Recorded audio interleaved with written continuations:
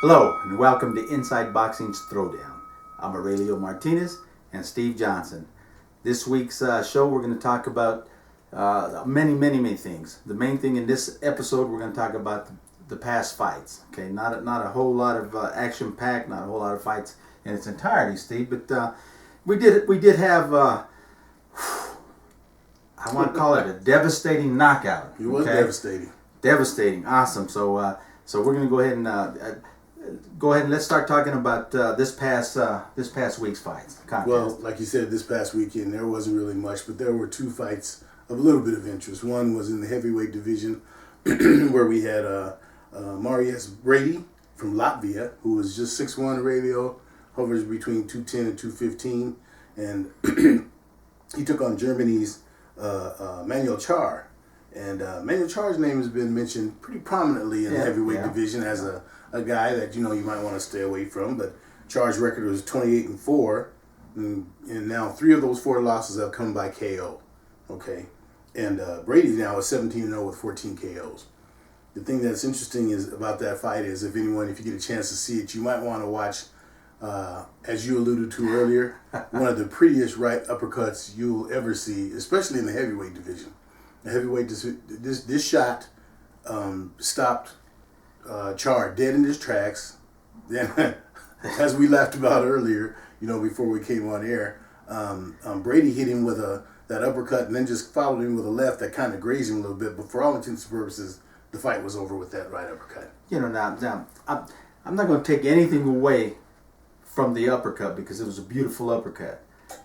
But I'm like you say, I'm kind of suspect about the chin of Char. I mean, does he have a glass jaw that he just can't take a clean shot? That's what I'm leaning to. This just happened to be a very nice shot, and it was pinned on. And the reason I'm leaning toward that is because Char was the aggressor. He was coming forward, and as you know, Steve, when you're coming forward and you're set and you're coming forward, you carry the power, okay? And the fighter that's fighting going backwards has less power, and that's exactly what this fight was going. Char was being the advance, he was being the aggressor, he was coming in, and of course the other guy was Brady was fighting, moving, and mostly moving backwards. Now, of course, when you throw punches as you're moving, they just don't carry the power as if you're set and moving forward. But he stopped and planted that uppercut and caught Char coming in, which was enough to end that fight. And these are big boys too. We're not talking about. But anyhow, if you haven't saw that, it's on YouTube. You can go ahead and search YouTube for Brady and Char, and you'll be able to see the knockout. It was actually a very good knockout. So well, the thing that was really crazy is that, like you said, Char's name has been mentioned, but like you said, that's the big question about him. Once he gets hit, he goes. Yeah. And he got hit and he went. So his future, he's probably done. What do you think? I think Char's. I think that's it for him. Like I said, because of and when you look at his record, like I said, 28-4, it doesn't look that bad. But with 3 of those 4 losses coming by KO, he definitely can't get in there with the big boys. Deontay Wilder and Klitschko and those crew. He can't get in there with them. So what you'd have to look at now is you'd say, well, where does this take Mairis Briedis? And Mairis Briedis, you think that because of his size, like I said, 6'1", about somewhere between 210, 215, he doesn't have enough to take care of the big boys that are in there. So he might be somebody that could be a possible fight. That maybe, because we all know the one knock on Deontay Wilder, which I don't agree with, but it does have some substance when you look at the contenders that he's taken on, that he's taken on. Brady fits into the mold of somebody that Deontay Wilder would take on, mainly because of size and even though he's 17-0 with 14 KOs, Deontay's just long enough and strong enough to keep him at bay. I agree with you. So, I mean, and wouldn't that be what Brady would do? I mean, now that he's got this knockout. He knocked out Char. Wouldn't you think he'd go for the gusto? Of course. Go for the bigger payday. Wouldn't you? Well, I would. Well, I mean, why would you stay kind of simmering and let that? Well, he's from Latvia, so automatically big payday go right. Exactly. No matter how many. Exactly. And this fight was in Russia too, so like I said, not taking any away from him. But Char was the one. This was all about him, and he blew it, and I think he's done. Yeah. The other fight that we had in Chihuahua, Mexico, okay, which not very many people were interested, other than the fact that he still has a name of recognition as DeMarcus Chop Chop Corley. He was down there in Chihuahua, and he was taking on Nevi Sagilan. And Sagilan is 34-4-1 now with 16 KOs. DeMarcus now, after the loss, is 42-24-1 with 25 KOs. But DeMarcus is 44 years old, though. Yeah, I think this was his last shot. Let me back up a little bit because, like I said, he got the unanimous decision. He lost. But once again, anybody, if you want to find the fight and you watch it, DeMarcus clearly won this fight. The fight was actually boring. Sagilan was doing a lot of posing and sticking his tongue out and acting like he was, and he was acting like he was, basically like he was Pernell Whitaker. That's the kind of antics that he put on, but he wasn't doing anything. Okay. And but for Chop Chop, I think that just about does it for him. He's had a age. Remember, he's been 20 years in the ring. Age is something. I know DeMarcus.